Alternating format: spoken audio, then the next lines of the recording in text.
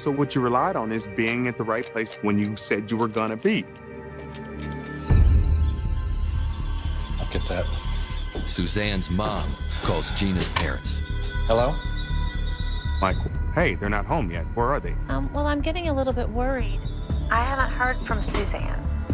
We're a little bit concerned too because it's not like Gina to be out this late. Suzanne and her mom were very close. Suzanne was her only child, and she loved that girl. Suzanne was her life. So her mom was very concerned, very upset.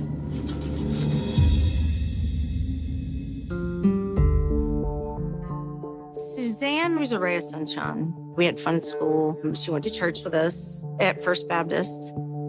She was always very positive, very upbeat. She had a bounce in her step. She was just kind of everybody's little sister. Everybody looked out for her. You just looked out for Suzanne. She wanted to be a teacher. All of our group of friends, we were all going to graduate and go off to college. Her best friend is Gina Turner. Gina was a really good student. She studied hard. I was very proud of Gina. Gina had graduated Hawkins High 2 years earlier. She was valedictorian, which she was very proud of. And the day that she gave her speech, it just touched everyone. Hey, Suzanne? Yeah. Could I borrow your pink top? Gina and Suzanne were just super friends, always hung out together. That was back in the day when a lot of times you wore the same clothes. They would, have the same shoes or the same shirt.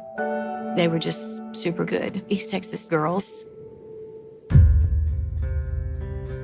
Brian Boone is also a recent Hawkins High graduate. Brian had the craziest sense of humor. He used to crack me up. Brian was just crazy, but he was tough. Hawkins was, every small town in Texas kind of revolves around its football. And Brian played football, and he was certainly good on defense. And yeah, you weren't gonna just run over him. You knew he was there. He was handsome, so the girls liked Brian. Brian was a good friend. He never let me down. He was always there for me. He had my back. But now, all three seem to have vanished. These weren't the kids that would be out looking for trouble. These were kind of all-American kids, Suzanne was a rule follower, and she knew what time she was supposed to be home. Gina would have called. We were taught, my mom and dad taught us, you call.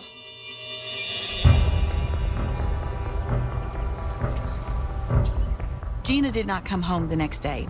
So on Monday, my dad got on his horse and went to Lake Hawkins. We weren't far from Lake Hawkins. And he took off on horseback to look for Gina, Suzanne, and Brian. And Brian's older brother, Kendall, went looking for him out at Lake Hawkins. And that's when he found the truck.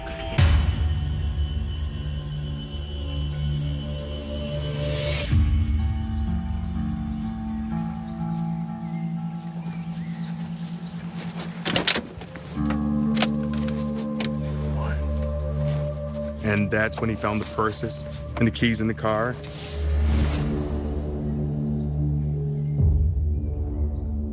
There's nothing you can think about that's gonna make that be good. The families immediately contact Wood County authorities. It was very urgent at the time because we knew that something was wrong. Everybody was in a kind of state of panic. All the county lakes have a county road that goes completely around the lake. And so law enforcement patrolled around the lake. We have small roads that go everywhere because there's oil drilling wells, which makes it a little more difficult when you have a limited number of personnel to look for those people. As the search begins, word spreads through town. I came to work on a Monday morning, and I was simply told that in Hawkins, 3 young people had vanished from the lake area. My first reaction is, whoa. People simply don't vanish. What has happened? Anything was a possibility, it seemed.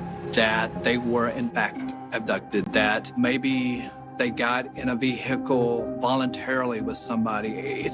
Anything was a possibility, and speculation was rampant. The kids maybe they just went to someone else's house and didn't call and say. But Gina's car was at home. She had gone in Brian's car. And she had school Monday. So there were things that we were telling the law enforcement officers, no, this is not right. There's something not right with this. My father was the principal here at Hawkins for 30 years. That Monday, my dad came to me second period and asked me where Suzanne was. And I said, I don't know. And he said, well, she's missing. And Wood County deputies showed up at school. And they were asking us if we had seen Suzanne or heard from Brian and Gina. And then they said, well, we found Brian's car at the lake and Suzanne's purse was in the car. At the time, I was in Arkansas in college that Monday morning. And the guy says, you're not gonna believe this, dude. Your town is on CNN. There are 3 people missing from your town. I wasn't prepared that it was gonna be my best friend and Gina and Suzanne. Each passing hour, it's becoming more anxiety-ridden. What is going on? This is not natural. This does not happen in Hawkins, Texas.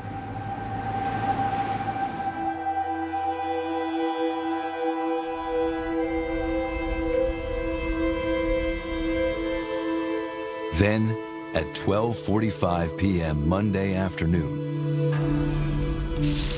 a discovery no one wanted to make. All of a sudden, about 20 miles or so away, in a really remote area called Barnwell Mountain, a road crew working in this area comes across a body in a ditch.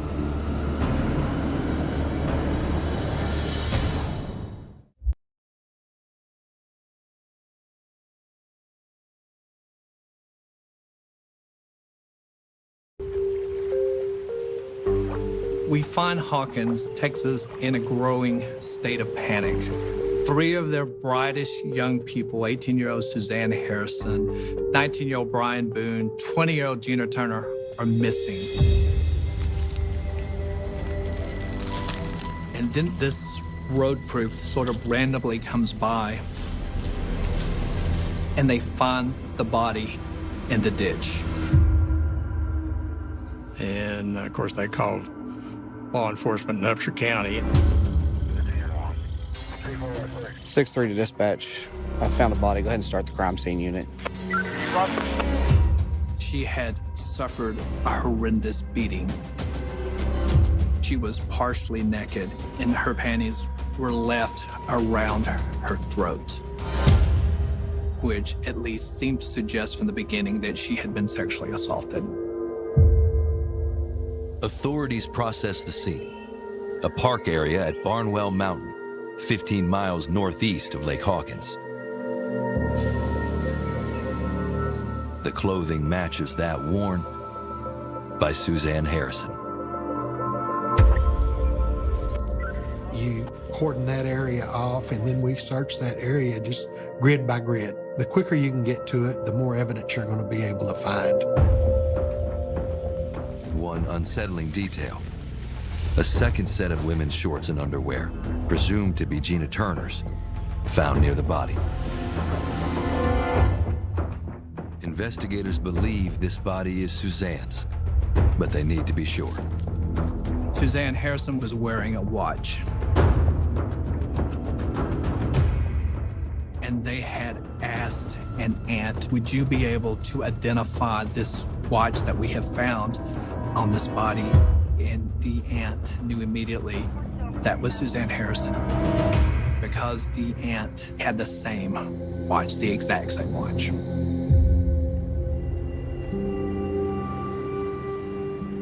It was Monday evening, and my mom and I had gone to pick up my shoes for the prom. We got the shoes back then to match her dress. And we walked in, and my brother said, Dad called. They found Suzanne. I said, where? Where is she? How is she? What she's doing? And my brother said, she's dead. And I couldn't comprehend it or understand it. I mean, it just knocked the breath out of me. It is full-fledged panic mode now. They set up a perimeter and they try to check all roads going out of the community, find out if anybody they stopped on that vehicle had seen anything that was out of place. Yeah, I did see a Ford Bronco driving pretty crazy around here the other night. One motorist reports that on the night the trio went missing, he saw a light blue Bronco speeding erratically away from the park. But he did not get the license plate. That was it. I just remember driving in that first night, and it was 2 or 3 in the morning. But the first thing that made me realize this was not going to be my normal visit to this town was that the population signs had black ribbons tied around them.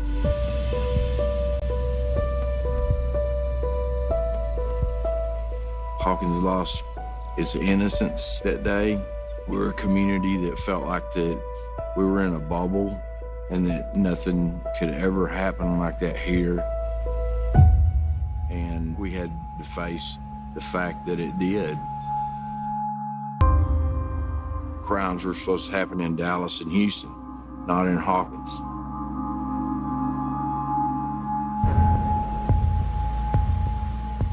Since Gina and Brian are still missing, authorities have to ask, could they have been involved in Suzanne's murder? There was never an issue that they were somehow romantically involved with each other. There was never, even from the beginning, this idea that this was some romantic trio that had gone terribly wrong or something. It means it could have been an outsider. In the oil business, there were literally thousands and thousands of oil field workers and they came into the East Texas area. Some are trances. As deputies review files of anything that might be related, they learn about another incident that occurred at Lake Hawkins the same night Suzanne, Gina, and Brian disappeared.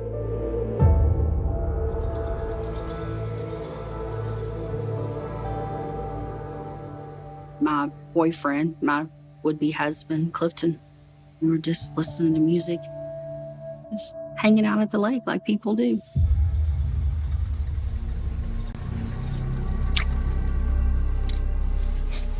As it got later, there's somebody who drove by really slow. We made eye contact. I can't explain it, but I felt uncomfortable.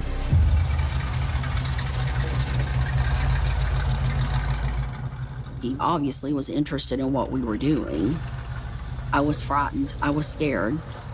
And my instincts told me that we should leave. He's coming back. Don't worry about it. It's gonna be fine, okay? I vividly remember thinking, I'm just not gonna look at him. So I was looking at Cliff. And when I turned to look, it was in my face. Get out the car! I knew it was a .38 steel revolver. I'm a Southern girl. I'm from Texas. Texas girls know about guns. And then I thought, I'm going to die. Today's the last day of my life. Get out! Okay. It's hard to get past thinking you're going to die. Give me me your damn money right now, boy. I don't have any, dude. Give me your money. I'm gonna take your damn woman right now. You're not taking my woman. Then Cliff opens the trunk, and that's when he gets a beer out. Have a beer, all right? Let's just calm down. Here you go. I think that he was taken by surprise, that Cliff did not appear to be scared of him. I can't tell you how much time passed. Felt like forever.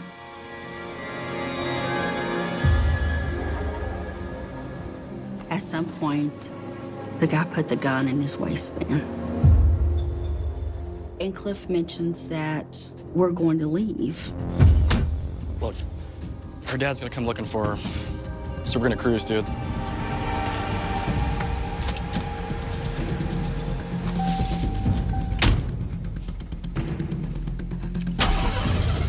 It just didn't seem possible to me that we were leaving, because I knew that I was gonna die.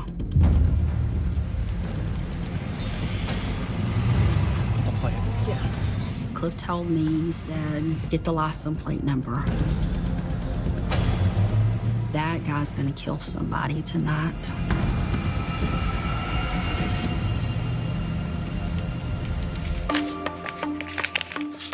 They got 5 of the 6 numbers, I think, off of the license plate, and they could describe in detail the vehicle. It was sort of this light blue Ford Bronco. Really creepy looking dude, tattoos. And there's a lot of oil field workers in Hawkins, and there's hardworking people, but he just looked more wild. They observed minute details about all his different tattoos, and his tattoos were very important identification, especially the tattoo on his chest that said, death before dishonor for the lonesome loser. Cliff had told this guy that his name was Cliff and asked what his name was. And he said, they call me Animal. He never gave us his name. He just said, they call me Animal.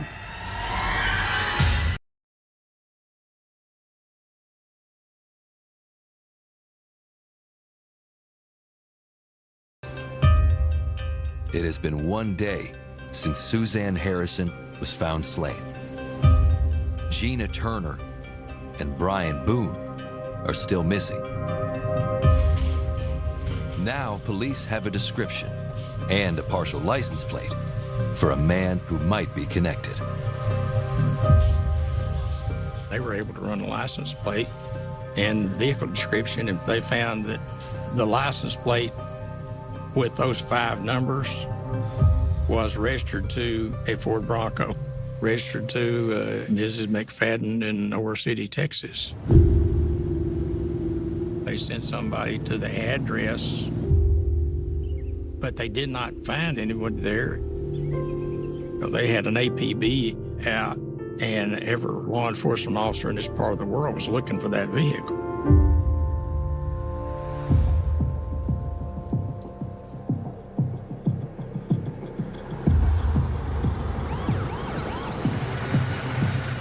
Then, on May 6th, they see this vehicle.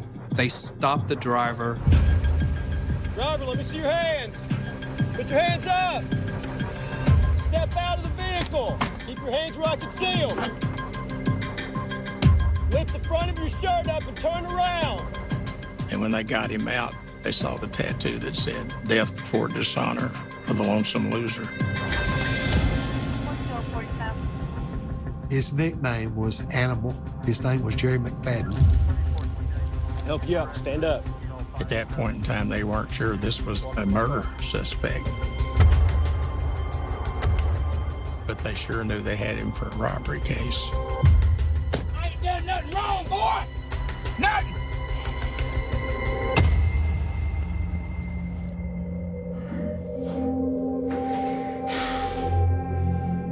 We ran his criminal history, and we found out that he had been convicted of rape in Denton County in like 1971 and went to prison for that, But then when he got out of prison for that case, he worked in the oil field. He actually gave a statement in reference to robbery where he claimed that he saw Clifton and he thought that he was a guy that he had seen at some bar recently. And so he just stopped to chit-chat and say hello. And when he said this is a robbery, he was just kidding, and that the gun was a toy. When questioned about Suzanne, Gina, and Brian, McFadden refuses to talk. He was arrested and charged with aggravated robbery. When they processed the vehicle, they vacuumed it, they checked it for fingerprints and everything else, but they did not find any hairs or fluids or anything from any of our 3 victims. What has happened to Brian and what has happened to Gina? Where are they? Every time the phone rang, every time somebody drove up, sorry, you're hoping that they're going to tell you something good, but they didn't.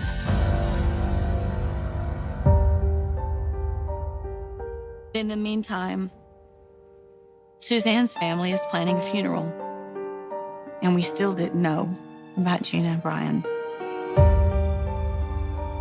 4 days after Suzanne's body was discovered, her funeral is held at Hawkins High. Suzanne's funeral was in the auditorium because there were no buildings or churches that were large enough to hold the amount of people that were going to be in attendance. The auditorium was packed, absolutely packed. Members of the football team were honorary pallbearers. I just remember we just hugged and we cried. It's high school pride, and we were proud to be Texans. We were Hawkins Hawks. We were family. Whether you were graduated in 1935 or you were about to graduate in 1986, we were a family. And that auditorium was filled with our family.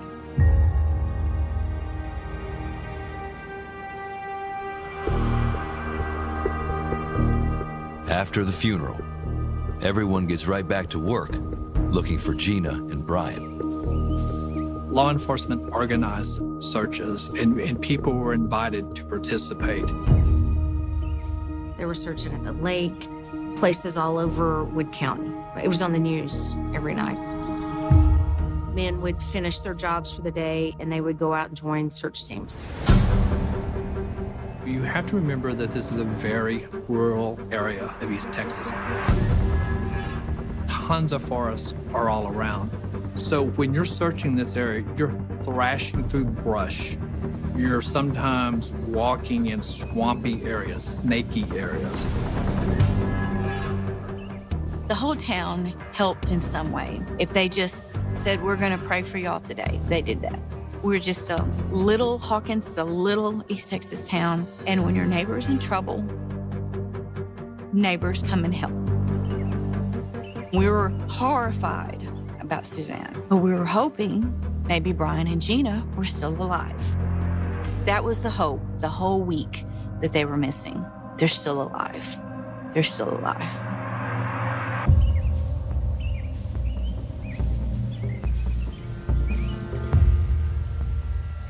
But 6 days later, they find those two.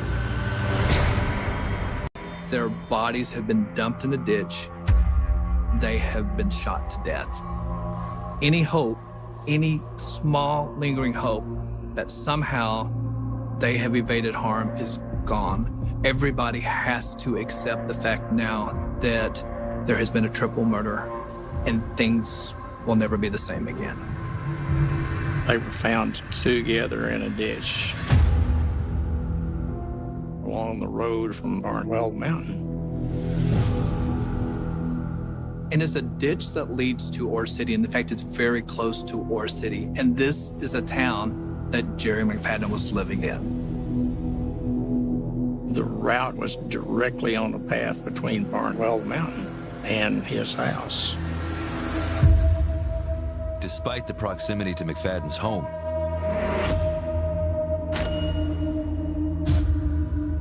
authorities discover no physical evidence linking him to the scene.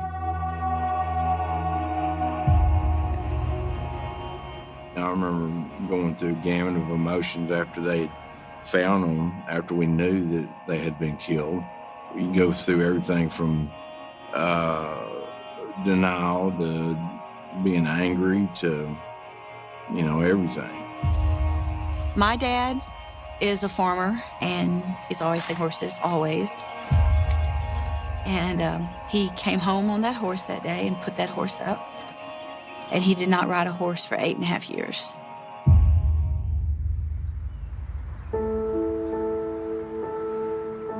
Gina's funeral was at the church. By the time that rolled around, we were all so tired, just heart-wrenching. I certainly remember Brian's funeral, and I remember being a pallbearer. Me and his close friends taking our friend the final step of the way.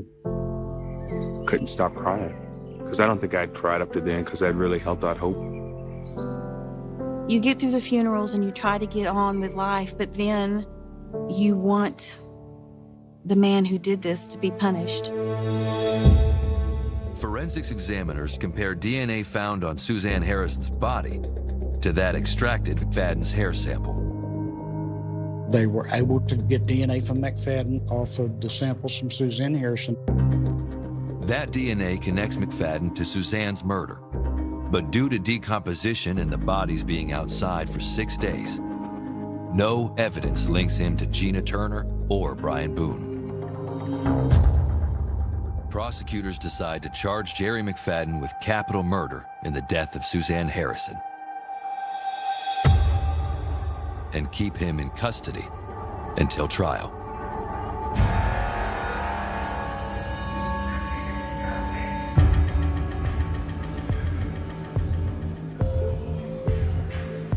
It was July 9th, 1986. I was working the shift of 3 till 11 at the Upshur County Sheriff Department in Gilmer, Texas. You hear me? I could see his cell straight down the hall from where I was sitting, and door was just rattling. You know, he wanted out. Open this up! I need a phone call! You hear me? You! So they called a deputy to let him come out into the hall and to use the telephone.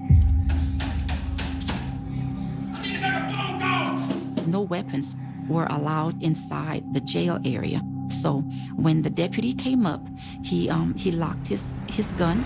It's about time you open this, boy. I get a phone call. It's about time. And as they were walking towards me, he had a metal object. McFadden lifted up his right hand.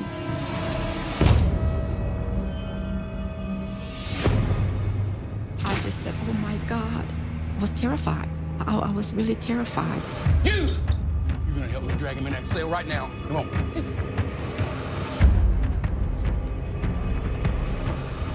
Get the gun. Open the safe. Open it. Okay. All right, let's go. And that's when he took me hostage. And he told me to walk towards my car. I started working on myself mentally to be prepared for whatever was to come.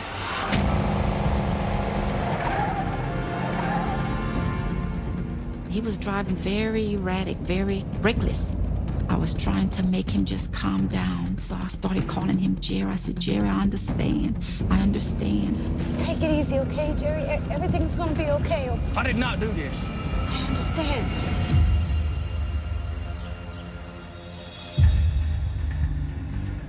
When authorities discover the escape, They set up roadblocks throughout Upshur County and began an intensive manhunt. It made all the national news as the largest manhunt in the history of the state of Texas. 5,000 townspeople, a team of bloodhounds, and an army of state and federal police are looking for a man that busted out of the Upshur County Jail, taking 24-year-old Rosalie Williams hostage. When I heard the news of the jail, I could not believe it. This was the most feared man, the most hated man in East Texas. How could this possibly have happened? Scores of angry, armed Texans joined the manhunt. This is Texas. You gotta understand the history of Texas. You know, Texas, we take care of our own, we do our own thing. You grow up with that. And to come into our community and do this to us, yeah, there are plenty of people who was looking for them. In East Texas, you get a bunch of men together and they feel like it's their duty to avenge a death, to protect people. They're gonna load up their guns and they would not hesitate to use it.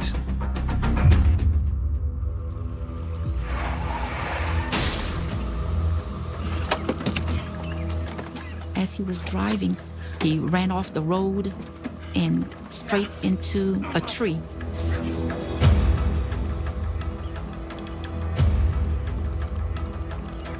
And we just run through the woods, seemed like for hours. And then we walked upon an empty boxcar that was parked on the railroad track. He said we was going to go inside. I swear I'm not a bad person. He kept saying he doesn't deserve to be treated like a monster or an animal.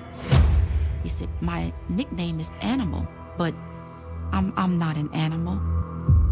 It's gonna be okay. We're gonna get through this. I said, I understand. I'm gonna go find some water. Stay right there.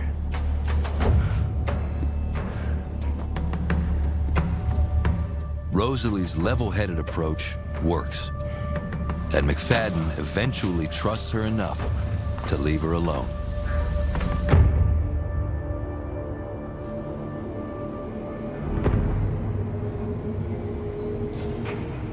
That's when I heard this voice, the Lord saying, run. This is your time to make an escape. And I just started running, and it seemed like I just ran for miles.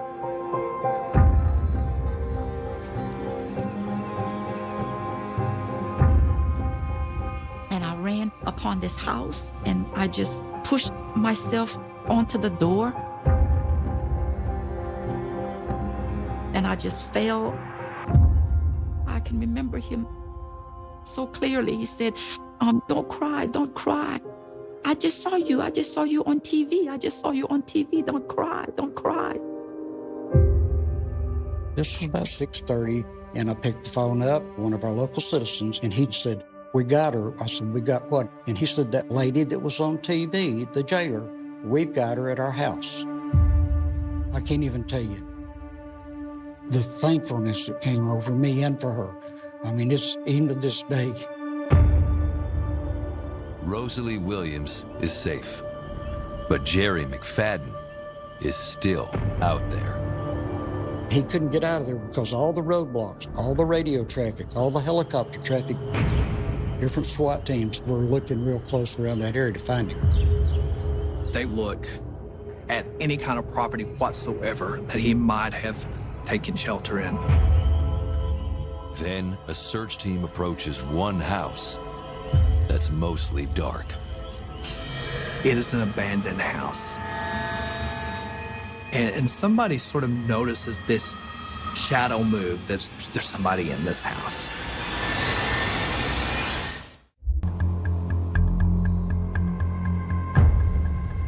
After Rosalie Williams escapes being held hostage,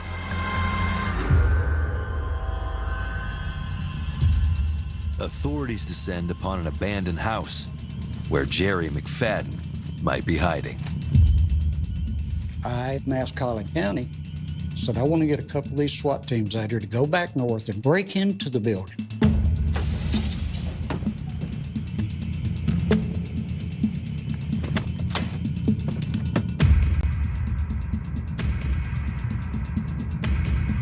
Sheriff's office, step out. Step out now. Step out.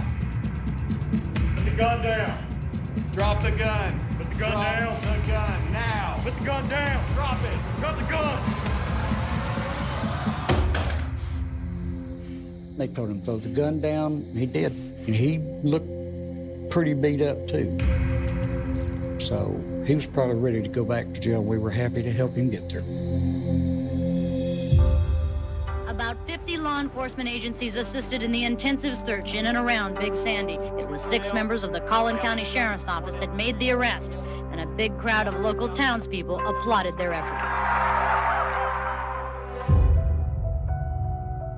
Once Jerry McFadden is back in the Upshur County Jail, prosecutors have to begin building this case. They are determined they're going to do this right, even if it takes some time. So they spend months and months and months. Because the DNA evidence only connects him to Suzanne's body, prosecutors and the families agree to go after him for her murder. Although Gina and Brian's deaths will be part of the testimony. The state appointed a really good man to be the attorney. And he talked to my parents and told them that he was doing this for the kids. He was going to get justice done, and he was going for the death penalty. The trial begins on March 30th, 1987. The prosecutors present this case that Jerry McFadden saw Gina Turner, Suzanne Harrison, and Brian Boone having a good time.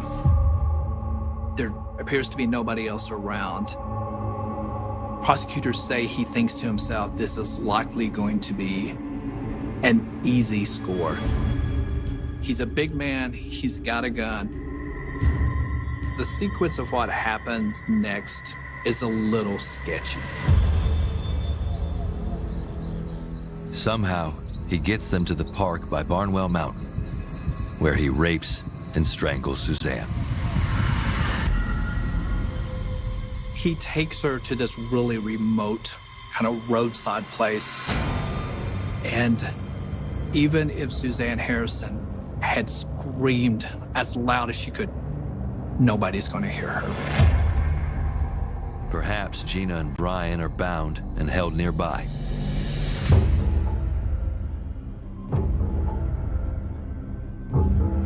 Although McFadden is never prosecuted for Brian and Gina's murders, authorities believe he is responsible.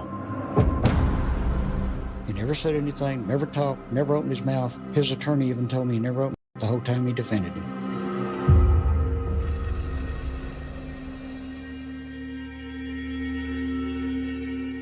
Jerry McFadden is found guilty of the death of Suzanne Harrison, and he's placed in the Texas prison system. I was pregnant with my 3rd child and battling cancer when he got executed. And I did not go. I did not want to go. My mom and dad went.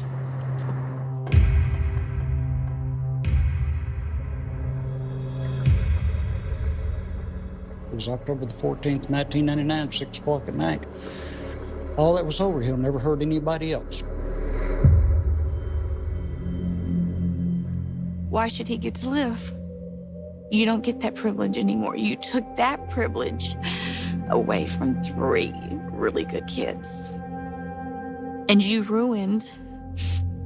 didn't ruin, you changed the lives of just not those 3 families, of a lot of people in this town. I'm glad he can't hurt anybody else. I'm glad nobody else has to ever experience what I experienced or worse, what Brian, Gina, and Suzanne experienced.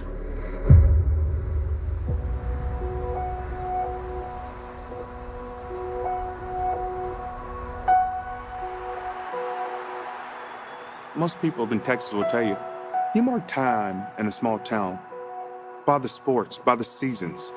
Now we mark time in this town. It was just before or after the kids. And that's how it's kind of marked in this time. Were you here before or after the kids got murdered? Everybody did something to help in one way or the other. Everybody came together as a family. This little town wasn't on the map, but we came together. It's neighbors help neighbors, and that's what they did. So now this little town goes on.